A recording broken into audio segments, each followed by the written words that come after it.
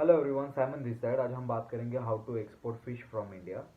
तो वहाँ पे फिश की रिगार्डिंग अगर बात करते हैं तो नंबर ऑफ वेराइटीज़ है, नंबर ऑफ टाइप्स है। आइदर आप उसको फ्रेश एक्सपोर्ट कर रहे हो, या तो फ्रोजन फिश एक्सपोर्ट कर रहे हो, या तो ड्राई फिश एक्सपोर्ट कर रहे हो। इसका चैप्टर आता है HS कोड 03 से आता है, और इसमें नंबर ऑफ वेराइटीज़ है जो आप चैप्टर 3 के अंदर देख सकते हो कि एग्जैक्टली आपका प्रोडक्ट कहाँ पे आता है। राइट। तो नंबर वन हम बात करेंगे टूना फिश। ठीक है। क्रॉकर करके आता है जिसमें फ्रोज़न पैन रेडी क्रॉकर करके है, टाइगर टूथ क्रॉकर करके है। ठीक है। हिल्सा आती है। पॉम्फ्रेट आता है, सिल्वर पॉम्फ्रेट है, आपका ब्लैक पॉम्फ्रेट है, इसमें स्नैपर है, मैक्रोल है, रेड स्नैपर, वाइट स्नैपर करके आता है। सोल रेफ कोड आती है, जैसे सोल फिश आती है, रेफ कोड आता है। फिर इसमें आपका ब्रिम करके आती है, रिबन फिश करके आती है। और नंबर ऑफ वैरायटीज़, आप हर स्टेट में अलग अलग नाम से फिशेस का उसके नाम डिफाइन कर रखा है लोगों ने। बट एक एक्सपोर्ट के पर्पज़ के लिए आपको देखना पड़ेगा कि उसका एग्जैक्टली नाम क्या है और उसका HS कोड क्या है। ठीक है। अब इसके अलावा फिशेस का कैसे सिस्टम होता है कि either it could be a river fish का टेस्ट अलग होता है। ठीक है। आपका जो समंदर के पानी से पकड़ते हैं उसका डिफरेंट टेस्ट होता है। इंडिया से सी फूड भी एक्सपोर्ट होता है, बट अब आज हम सिर्फ फिश के ऊपर बात करेंगे कैसे क्या चीज़ें होती है। फिश एक्सपोर्ट करने के टाइम ऐसे नहीं कि आपने कहीं से भी पकड़ा और उसको एकदम से एक्सपोर्ट करने के लिए आता है। इसमें बहुत सारी एजेंसीज वर्क करती है जो आपको इसका रिपोर्ट्स टेस्टिंग वगैरह सारा करवाती है।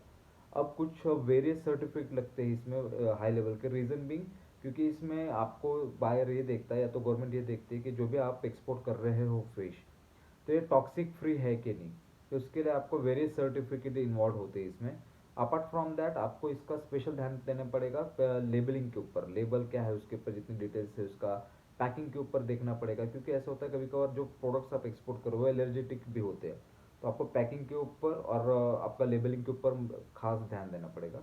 और जब भी आप एक्सपोर्ट करोगे फिश के रिगार्डिंग, क्योंकि ये ऐसा चीज़ है इसको ऑल टाइम आपको टेम्परेचर चाहिए ही चाहिए, है ना।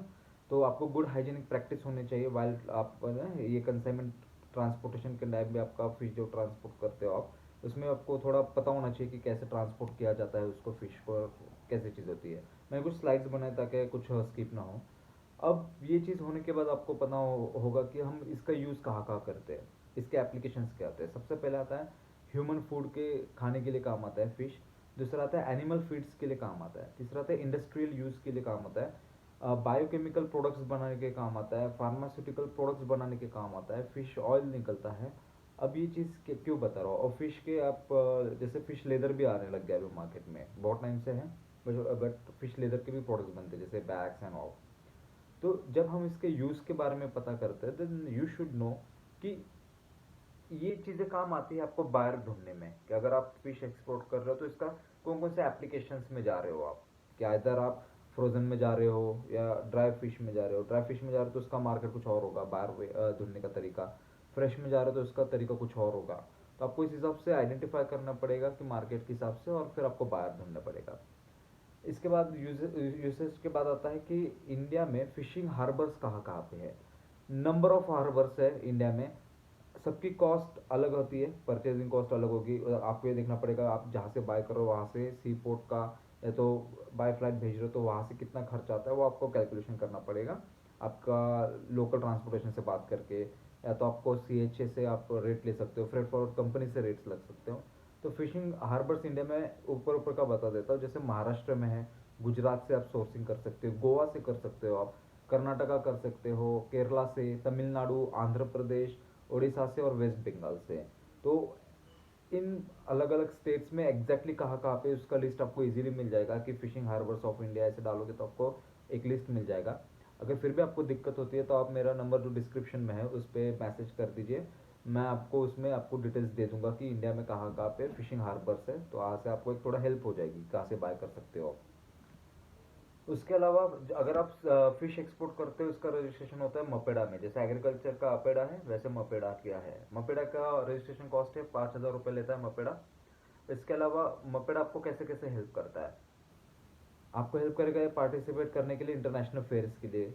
दूसरा आता है आपको बायर सेलर मीट करवाता है मपेडा। थर्ड आता है आपको इंटरनेशनल डेलीगेशंस लेके जाता है आपका मपेडा। मपेडा और कौन कौन से शो ऑर्गेनाइज करता है, एक एक्वेरिया इंडिया करके शो होता है, वो मपेडा गवर्नमेंट करवाती है। एंड अपार्ट फ्रॉम दैट आपका है, अगर इंटरनेशनल बात करते हो आप इंटरनेशनल सी फूड शोकेस में, तो Indian sea food export dot com करके एक वेबसाइट है जो इंडियन गवर्नमेंट करवाती है, वो आप वहाँ पे उनके उनके थ्रू आप पूरे इन्फॉर्मेशन ले सकते हो।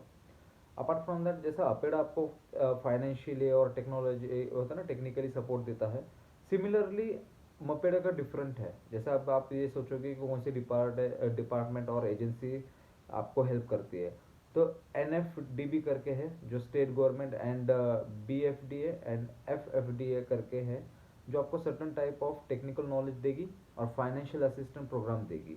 मपेडा इस टाइप का कोई भी असिस्टेंट नहीं देता है सी फूड एक्सपोर्ट पे, स्पेशली फिश वगैरह इसमें।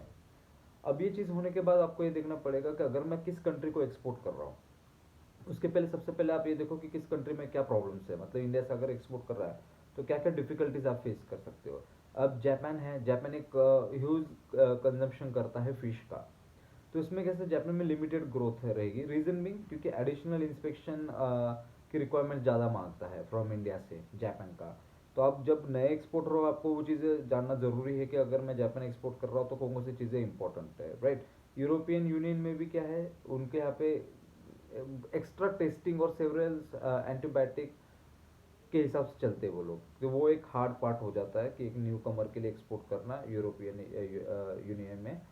इसके बाद यूएसए में, ये यूएसए में सबसे ज़्यादा एक्सपोर्ट होता है इंडिया का, one of the like heavy importer है यूएसए। तो इसमें भी कैसे होता है, अभी जैसे रिसेंटली यूएसए ने इंडिया से श्रिम्प्स बैन कर दिए थे। वो भी कौन से, वाइल्ड श्रिम्प। उनको लगता था कि वाइल्ड श्रिम्प से कुछ वो फिशिस वगैरह पे खतरा है, तो उन्होंने वाइल्ड श्रिम्प्स इंडिया से लेना ही बैन कर दिया। तो अभी इंडिया उनको एक्सप्लेन कर रहा है, इंडियन गवर्नमेंट, कि ये चीज़ें इस चीज़ को अफेक्ट नहीं करती है बाकी श्रिम्प्स को या जिनके उनकी फिशिस के ऊपर है। और चाइना, चाइना के हिसाब से कैसा है कि चाइना एकदम स्ट्रिक्टली नॉर्म करता है, इंस्पेक्शंस वगैरह का चाइना स्ट्रिक्टली नॉर्म करता है। तो आपको पहले डिफिकल्टीज देखनी है कभी भी एक्सपोर्ट करने के टाइम। अगर मैं ये चीज़ एक्सपोर्ट कर रहा हूँ तो इसको कितना टाइम लगेगा, वहाँ पे क्या डिफिकल्टीज आ सकते हैं और कैसे उसको आप सॉल्व कर सकते हो। अपार्ट फ्रॉम दैट, अभी इंडिया में से कहाँ कहाँ एक्सपोर्ट होता है फिश का, सो सबसे पहले आता है यूएस में जाता है, फिर आता है यूएई का पूरा पार्ट इंडिया से ज़्यादा मैक्सिमम कैप्चर होता है। नेदरलैंड में हम एक्सपोर्ट करते हैं, हांगकॉन्ग में करते हैं, बेल्जियम में करते हैं, सिंगापुर एक अच्छा कंट्री है फॉर एक्सपोर्ट, नेपाल में करते हैं, जर्मनी में करते हैं, इटली में करते हैं और सऊदी अरेबिया में करते हैं। तो दीज आर द कंट्रीज। सो आप यहाँ पे अपना एक्सपोर्ट का बायर फाइंड आउट कर सकते हो। अपार्ट फ्रॉम दैट, इसमें कौन से डॉक्यूमेंट्स लगते हैं। फर्स्ट डॉक्यूमेंट्स आपका एक्सपोर्ट इंपोर्ट कोड हो गया। दूसरा है कि director general of foreign trade में आपका कंपनी का रजिस्ट्रेशन होना मस्ट है जब भी आप फिश एक्सपोर्ट करो। ये दो चीज़ें होगी। तीसरा शिपिंग बिल आएगा आपका, बिल ऑफ एक्सपोर्ट आएगा आपका, बिजनेस आइडेंटिफिकेशन नंबर मैंडेटरी है आपको, जो कि आपको कस्टम डिपार्टमेंट देगा। बिल ऑफ लैडिंग में होगा आपके पास, एक्सपोर्ट जनरल मैनिफेस्ट लगता है इसमें, commercial invoice, packing list, certificate of origin जो कि मपेडा प्रोवाइड करेगा आपको, और हेल्थ सर्टिफिकेट ये भी आपको export inspection agency easily provide कर देगी। उसके बाद कैच सर्टिफिकेट्स लगेगा आपको, जो कि हालांकि आपको मपेडा ही प्रोवाइड कर देगा, और आपको RCMC लगेगा मपेडा का, और certificate of incorporation of the business ये लगेगा। तो इसमें जितना भी चीज़ें हैं आपको इजीली आपका CH आपको गाइड कर देगा।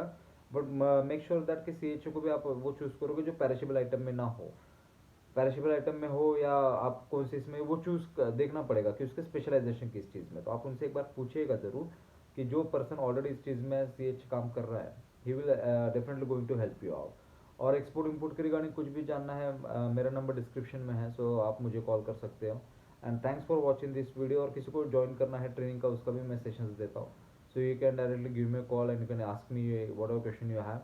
And thanks for watching this video. Thank you so much.